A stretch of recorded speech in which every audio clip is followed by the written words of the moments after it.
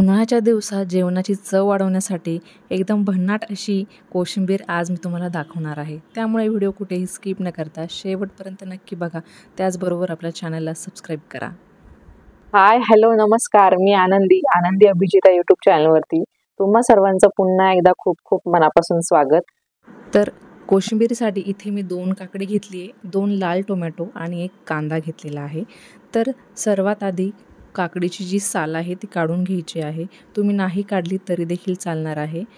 काकडी एकदम फ्रेश असेल तर सालासकट तुम्ही वापरली तरी देखील चालणार आहे, किंवा तिला आणून जास्त दिवस झालेले असतील तर तुम्ही अशा प्रकारे तिचे साल काढून घेऊ शकता।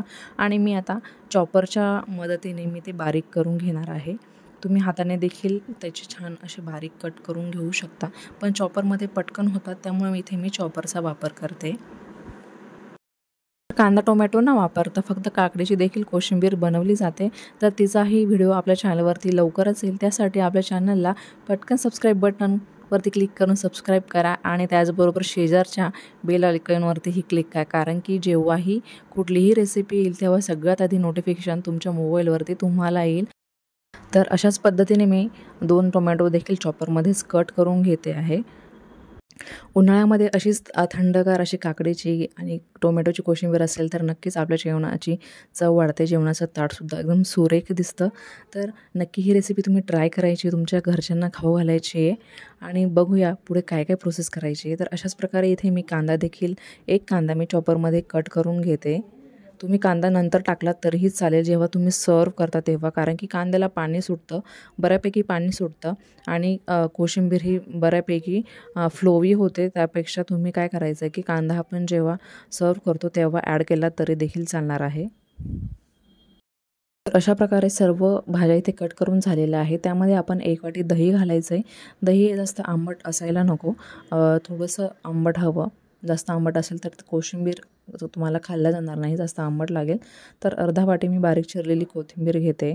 त्यानंतर पिठी साखर मी इथे 2 चमचे टाकते। पिठी साखरेमुळे दह्याचा जो काही आंबटपणा असेल तो बॅलन्स व्हायला मदत होते, त्यामुळे इथे मी पिठी साखरेचा वापर करते। त्यानंतर इथे मी 1 चमचा चाट मसाला घालते। त्यानंतर इथे मी चवीपुरतं मीठ घातलेलं आहे आणि आता आपण याला तडका देऊन घेऊया। तर एका तडका पॅनमध्ये मी ऑलरेडी तेल हे गरम करून घेतलेलं आहे। त्यामध्ये मी अर्धा चमचा मोहरी घालते। मोहरी व्यवस्थित तडतडू द्यायची आहे। मोहरी व्यवस्थित तडतडली की त्यामध्ये 1 हिरवी मिरची बारीक कट करून घालायची आणि त्यानंतर 7 ते 8 कढीपत्त्याची पाने टाकायची आहे। आणि इथे आपला तडका मस्त रेडी आहे आणि कोशिंबीरसुद्धा एकदम परफेक्टली रेडी आहे।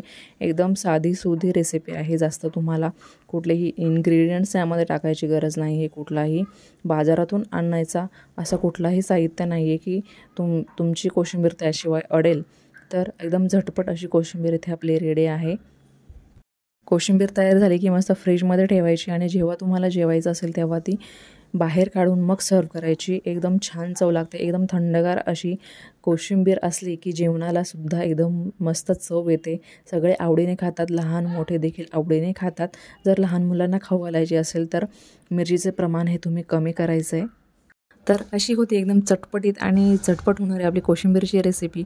तर व्हिडिओ आवडल्यास आपल्या चॅनलला नक्की सबस्क्राईब करा, त्याचबरोबर व्हिडिओला लाईक करायला विसरू नका।